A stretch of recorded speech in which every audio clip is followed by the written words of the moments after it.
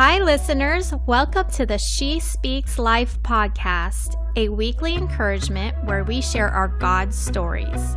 I'm your host, Jayme Elizabeth, and I am so glad you are spending time with us today to listen. Hey everyone, I am so excited. Today I have a special friend, Candy Coburn. Hi, Candy. Hey, Jayme. I'm so happy you are here, and I know you listeners are just going to enjoy hearing her God story and everything she has going on. She has a non-profit organization called Big Love UBU, and I'm just so proud of her. She is one big expression of God's love, and I just know you are going to love hearing this today. Okay, so I have a timer on, so I don't just wear y'all out today. Yes, I'm thrilled to live in Austin, Texas. I'm originally from Kentucky, grew up there, good old Kentucky roots. My grandmothers were huge influences in my life. One of them, her name was Loma Jean Borders, taught me to sing at a really young age, singing in church and 3 or 4 years old. And I was never great in math or science, so I always say I kind of stuck with that singing thing. So I wasn't good in math and science either, but I can't sing, so no. Well, you can do a lot of things I can't, girl. So kind of grew up, on dirt bikes and things like that, singing, things like that. But then my dad had been in Houston, Texas most of my life, and then my mom was remarried and we moved over to Missouri. So I went to high school and college in Missouri, and I'm actually married to a boy from my high school. His name's Mark Coburn. He is really cute, but we did not date in high school. We dated actually 5 years after high school, and we had one of those Lifetime movie stories after school special kind of, funny stories. Yeah. Went to the reunion, saw each other, you looking good, kind of that thing. So we've been married a really, really long time. I won't date myself, but we lived in Missouri for a while. I did full-time touring on the road. Before I did that, I was in sales, kind of did a little bit of everything, but grew up in church, then finally got to the spot where I was doing music full-time on the road. I did that for about 10 years full-time, toured all over the country, 35 states, 7 full-time employees, tour bus with my big fat name on it, rolling down the road, doing a lot of shows, about 100 plus a year, all the time. So that's kind of was my life, before I got to Austin. And then when I got to Austin, I was still touring. But between that time, lots of interesting and brutal, as I call it, beautiful yet very brutal things in my life occurred. So till I got to Austin, I did not really ever know what God truly had planned for me. I'd kind of been rolling the candy show out, and not really asking God kind of what he thought about that. So yeah, it looked shiny on the outside, but we always kind of joke in my house saying it was really just a candy-coated hot mess on the inside. So after that, we moved here, and I used to, tour doing kind of like a Southern rock country type style music, writing songs, wrote them for companies, theme songs for different, like Susan G. Komen for The Cure and just all kinds of stuff. So I've been a songwriter as well, working in and out of Nashville. But I got here and I just immediately saw, almost immediate. It's like, God, I had no idea. I thought he was moving us here because I love Austin, because I've been trying to move here for years. I have 2 boys. We moved here, and it was about a month and a half I'd been here, and I was like, finally, I was just me with me with me. And I had been running real hard for quite a while. Everything looked good on the outside. Everything seemed to be fine on the outside from the normal, far away view. Right. But in my household for years, several years, things had been just crumbling down. We had been through some serious stuff with my marriage. It was not good. It was just not good. We had been kind of covering that up. We were not involved with the church in any close way. We were kind of a distant kind of, we go to a big church and come in and take off and not really connect, So right. We've been involved with a lot of that. So get here. Month and a half I'm here, and I look one morning and I get up and I look in the mirror and I was like, something's wrong. Something's got to change with your life, because I realized very clearly that I was an alcoholic. I had been drinking some most of my life for fun. It was never really like that thing where it was a problem until about the last couple years. And this was back in 2014, I'm talking about when we moved here. So I've been sober now about 4.5 years. But when that time came, it was this just like revelation I was like, why am I not okay with how I feel every day?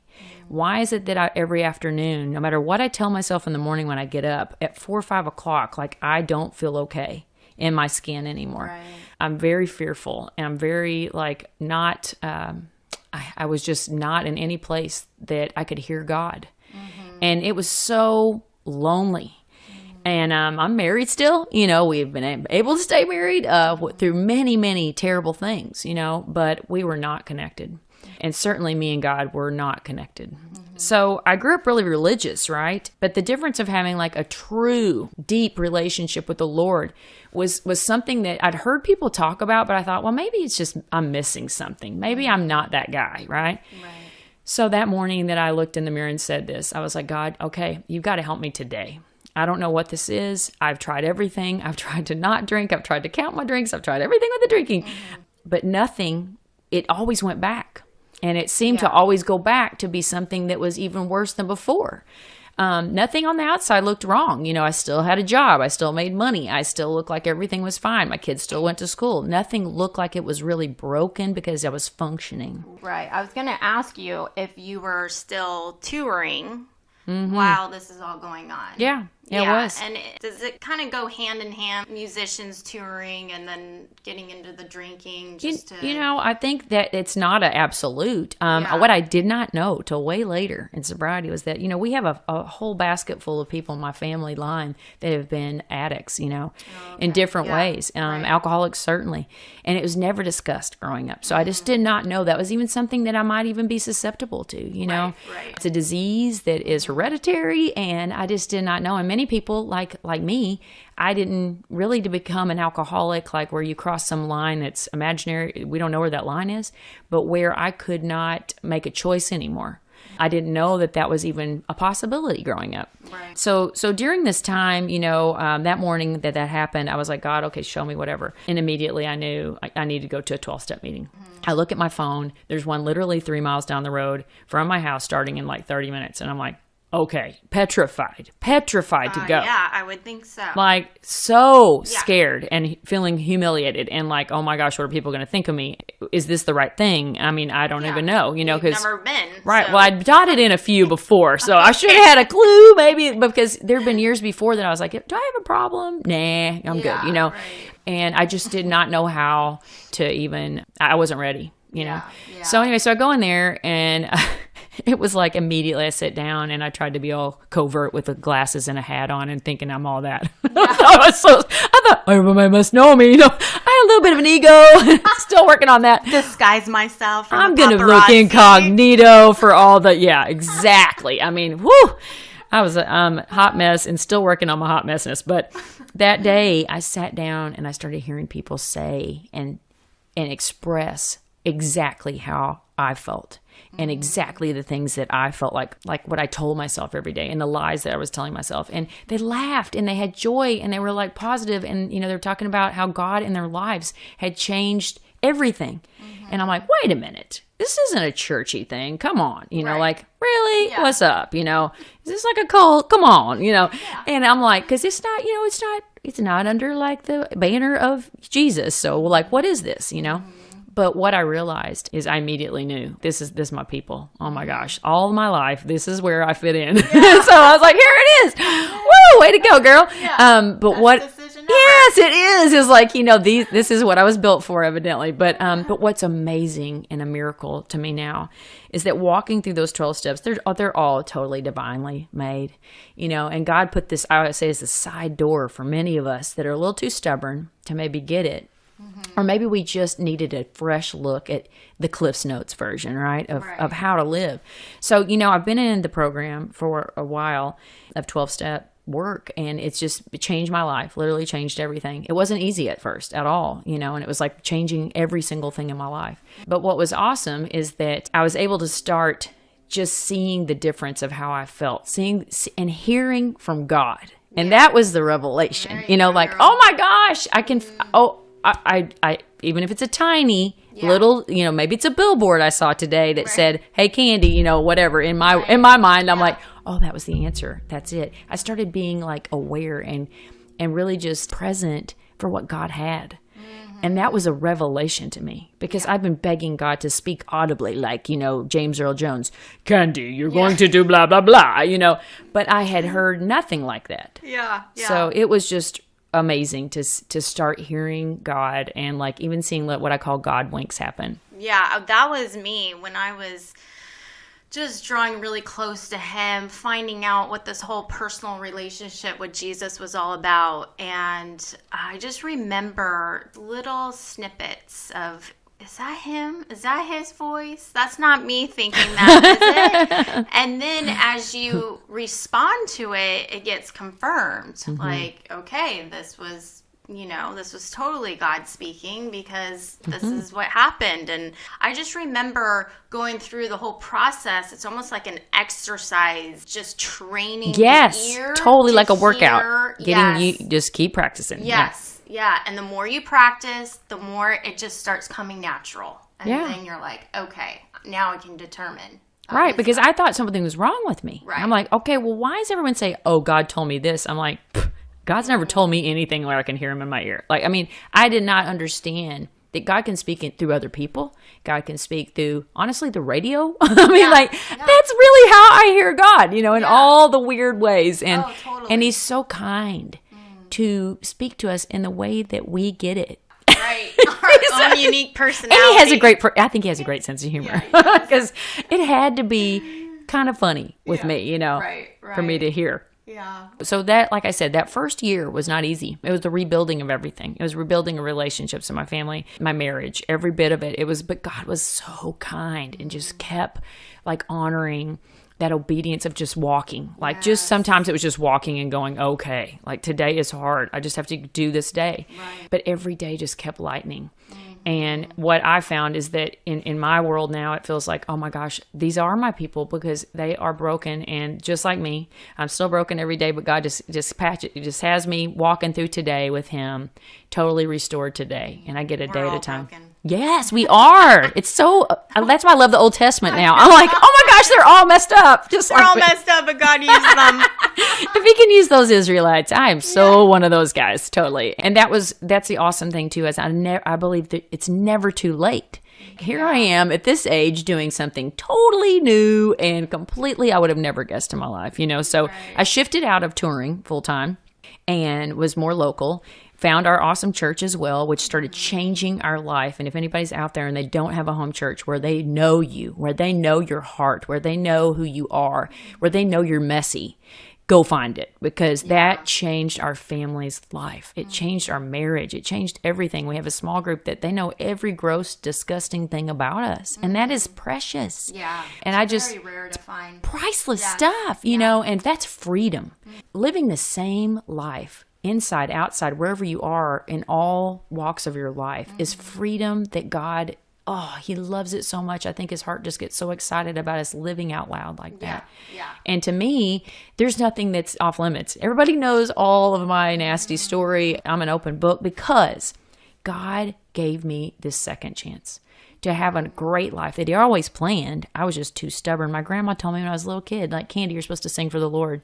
And I was like, nah, I don't think so. I want to be on TV and stuff. Yeah. I mean, like, it was so crazy because... Stay on my tour bus with my name on it. Yeah, real awesome. It's not as awesome as y'all think it is, truly. Yeah. I can tell you the gross stories. But walking us through that, right? And so now... I've been writing all these new songs of purpose, and he's just put these put a new song in my heart that's so different. Yeah. And then we get into this space of like, okay, what does it look like in Austin? Where is the middle ground between people that understand? We understand all the church language. We understand all of the worship language, where we go to HEB Center and we can raise our hand, praise God with Chris Tomlin, big, those kind of big artists.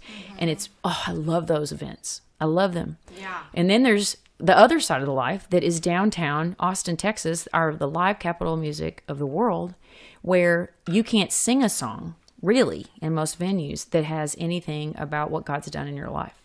So where's the middle? Right. And that just started really just pulling at my heart. Oh, I like that. And I'm like, where is the middle for the people that just either they had a bad experience sometime in their life with church, maybe it was it's always a person in a church that hurts their heart. Yeah. It's not God. God is loving all the time. Jesus loves us so much. But one human, just a human, and we all are.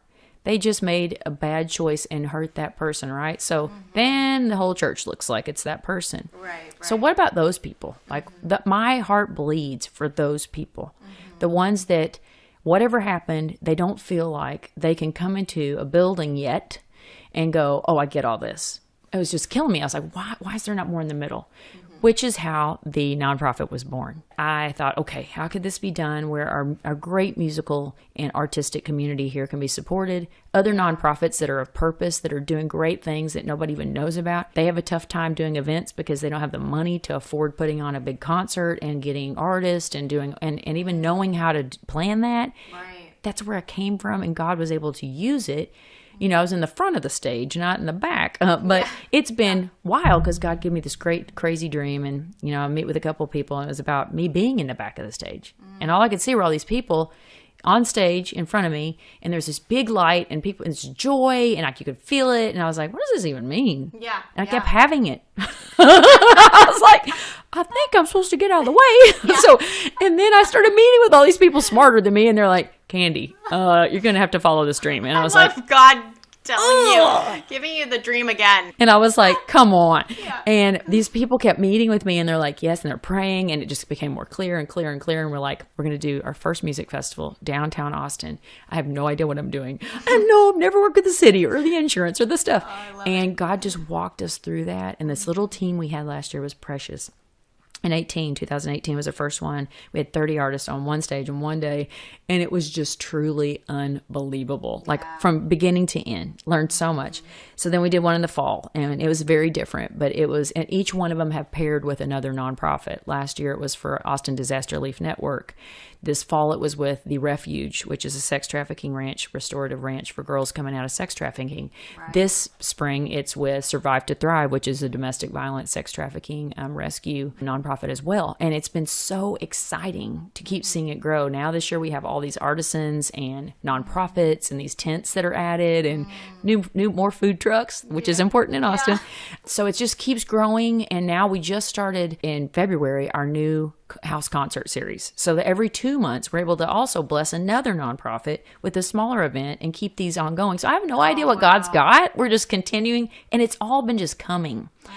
And anyone that has a wild idea will tell you that I learned this year that if you just ask God, please just bring whoever, make them appointed, where they feel in their heart like I'm supposed to do this, instead of just asking people. And I learned from a brilliant, brilliant woman. She said, when you meet with anyone, just to ask them, like, what lights you up? What sets your heart on fire? And that changed everything when I was going about this deal. Because I was like, before I was like, hey, Jayme, can you be the toilet man? Which you were. You're so awesome. You guys were so gracious. You did the serving the Lord. Totally. Like, I ain't even lying, y'all. She totally did. Yeah. She's so precious. And you're like glam squad, the most glam squad trash man I've seen in the world. But you were such a server and with your heart. So this year we have all these new positions. People have come on. Our team's like tripled the size. Wow, so God, if God gives you a dream, you better do it. Because he has great plans that we don't even know. So we're doing that. I'm just still doing tons of music. I'm doing a lot of women's conferences now, different events of purpose. So I don't even know what God's got tomorrow. But right now, I'm just so grateful, so insanely grateful about how God can radically, completely make your life unrecognizable. That's the word I use for our family. Most people, that they see us on Facebook or something now, and they're like, oh, you're still married? Okay. I mean, literally, like that can happen. They're like, wow, okay, wow, that's surprise. Okay, I mean, it's a miracle. Yeah. Like if y'all knew us 5-6 years ago, we don't even look recognizable. That's what Jesus can do in your life and your family's life. Completely restored. And like built 10 times stronger. And you and I were talking about foundations earlier, right? And that's what I did not even get the memo on. If the foundation is not built totally solely on what God's got, nothing will prosper. Right. And my marriage is right after that, evidently. But nothing will prosper past it if I don't have those covenants first. You know, God, my sweet husband, then everything. And I never knew why it was not just blowing up. I had a lot of really close calls of all this stuff where things were rocking. We were playing places with 200,000 people. We were playing huge events.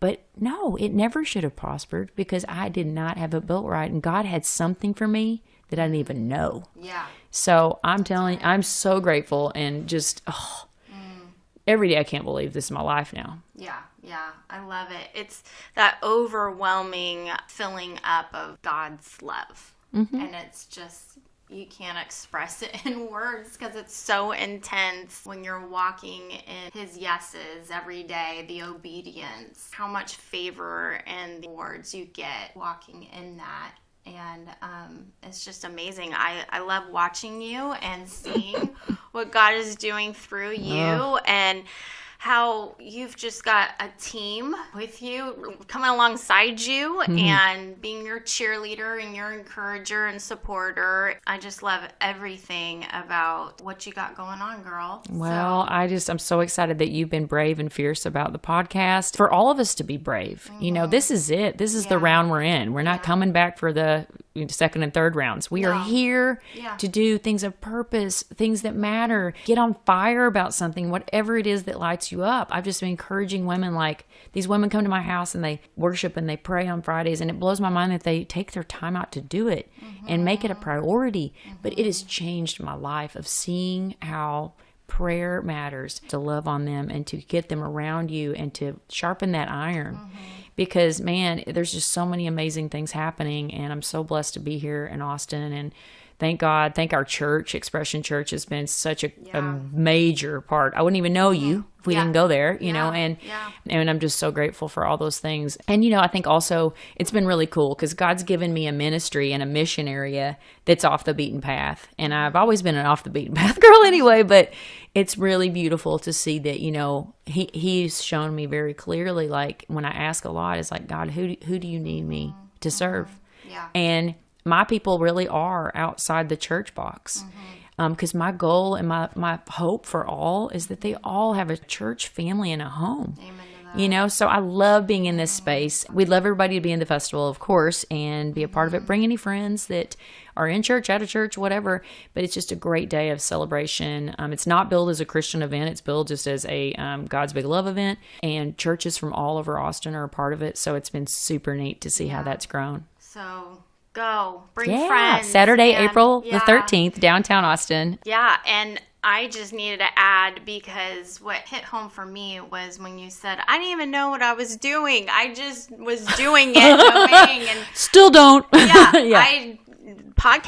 I don't know what I'm doing, but God told me to do it, and so I'm learning as I go. So that's how he calls us, right? Yes, totally. Totally. And I got to go to Israel this year, which was a miracle, a deal. And and I just encourage everyone, like wherever you are, to go, for one. It was so beautiful. And I love saying shalom now to y'all. Shalom, y'all is my favorite thing to say, because, you know, it's just this amazing, the way they explained it about just this joy, this deep peace, this deep understanding. It was such a beautiful thing to be there where everything happened first, you know, and bring that home. So I've got a little song. If you want me to do it.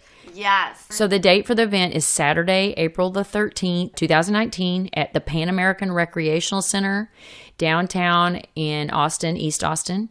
The address is 2100 East 3rd Street, and it's right in the heart of East Austin. It's a beautiful, awesome outdoor amphitheater. There's a park for the kids, food trucks, all kinds of cool vendors. It's going to be a great day. And if you want to look everything up on all we do is at www.biglove, and then the letters, ubu.com. So BIGLOVEUBU.com. Everybody's like, what's a UBU? It's because we just mean you just come be you. You be you and get big love. That's it. Yeah. And the other domains are taken.